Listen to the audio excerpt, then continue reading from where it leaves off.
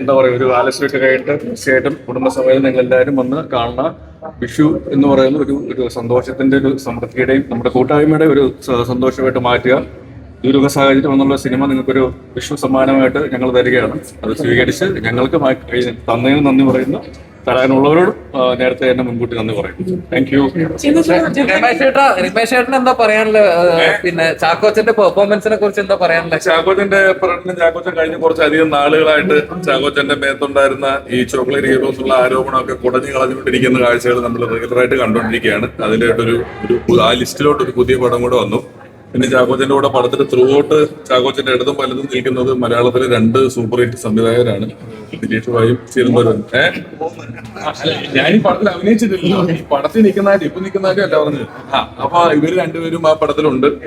ഒരു ദുരൂഹം എന്ന് പറഞ്ഞാൽ നമ്മളൊരു മിസ്റ്ററി കോൺസ്പിറസി എന്നൊക്കെ പറയുന്ന ഒരു അർത്ഥമാണ് വരുന്നത്. എല്ലാ കഥാപാത്രങ്ങൾക്കും സിനിമ കണ്ടു കഴിഞ്ഞാലും ഇടയിലും എല്ലാം നമുക്കറിയാത്ത അവരുടെ ഒരു മാനസികമായിട്ടുള്ള സ്ഥലങ്ങളോ നമുക്ക് കണക്ഷൻ കിട്ടാത്ത കുറെ സ്ഥലങ്ങളൊക്കെ ആയിട്ട് നമ്മൾ ഓരോരുത്തരും വളരെ സീരിയസ് പേഴ്സണാണ്. നമുക്ക് അങ്ങനെ ഒരുപാട് കഥാപാത്രങ്ങൾ വളരെ നമുക്ക് പിടുത്തം തരുന്നതും നമ്മൾ മനസ്സിലാക്കിയതിനപ്പുറം ഉണ്ട് എന്ന് തോന്നുന്നതും ഒക്കെ ആയ ഒരുപാട് കഥാപാത്രങ്ങളുള്ള സിനിമ. വളരെ മികച്ച പ്രകടനം കൊണ്ട്, എല്ലാവരുടെയും പ്രകടനം കൊണ്ട് ഗംഭീരമായിട്ടുള്ള ഒരു സിനിമ. ചാക്കോച്ചന്റെ ഒരു വിഷു കൈനീട്ടമാണ്. എല്ലാവർക്കും ഞാൻ നിങ്ങളുടെ മുന്നിൽ വെച്ച് അഭിനന്ദനങ്ങൾ അറിയിക്കുന്നു. വളരെ സൂപ്പറായിട്ടുണ്ട്.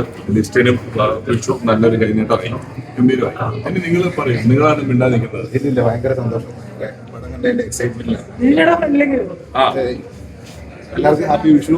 ഭയങ്കര സന്തോഷം. ഞാൻ ഇന്നാണ് ആദ്യമായിട്ട് പടം കാണുന്നത്, അപ്പൊ അതുകൊണ്ട് ഞാൻ കുറച്ച് കൂടുതൽ ഷോക്കിലാണ്.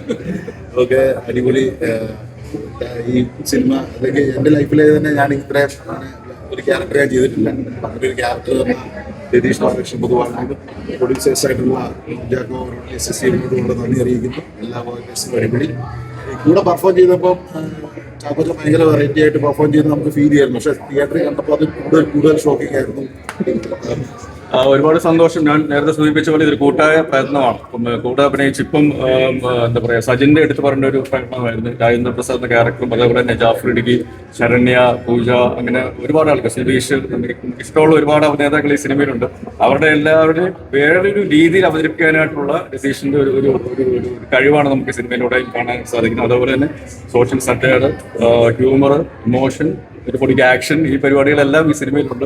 അത് നമ്മുടെ ദുരൂഹതയും എല്ലാം ഉണ്ട്. അതുകൊണ്ട് തന്നെ തീർച്ചയായിട്ടും എല്ലാവരോടും, ഈ പറയുന്ന ഒരു സ്വീകരിച്ച പ്രേക്ഷകരോടും എന്റെ കൂടെ നിന്ന എല്ലാവരോടുമുള്ള നന്ദി ഈ അവസരത്തിൽ വളരെ സ്നേഹത്തോടുകൂടി അറിയിക്കുകയാണ്. അപ്പോൾ ഇനി സിനിമ കാണാനുള്ളവര് സിനിമ കാണുക, നിങ്ങളുടെ അഭിപ്രായങ്ങൾ അറിയിക്കുക, വിജയിപ്പിക്കുക. സന്തോഷം, അത് മാത്രമേ ഉള്ളൂ. സന്തോഷം. Thank you very much. Thank you.